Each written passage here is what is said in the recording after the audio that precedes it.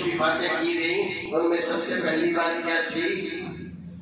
ساری عبادتیں اور ساری کوششیں ایک مسلمان کی اس لیے ہونا چاہیے کہ میرا رب مجھ سے راضی ہو جائے، تو رب کو راضی کرنے کی کوشش ہر حال میں ہونا چاہیے۔ دوسری بات کیا تھی؟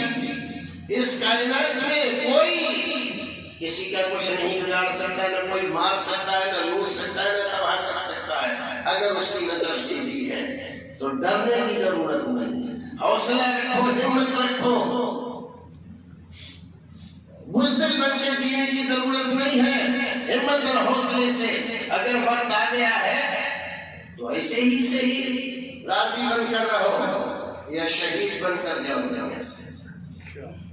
تیسری بات، اللہ رب العزت نے نیکی میں بڑی طاقت رکھی ہے۔ نیکی اور نیک آدمی دنیا سے چلا بھی جاتا ہے پھر بھی اس کا اثر باقی رہتا ہے دنیا میں، اور اللہ رب العزت اس کی اولاد کو اس کی نیکی کا، اس کی کی ہوئی نیکی کا اچھا اور پیارا بدلہ دیتا ہے۔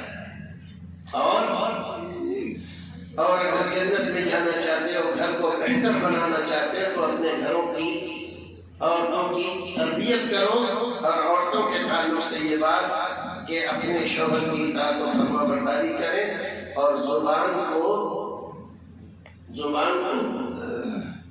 قابو میں رکھیں، زبان کو قابو میں رکھیں، سنیں زیادہ، کہ اللہ رب العزت نے دو کام دیے تاکہ زیادہ سنیں، اور زبان کتنی ہے؟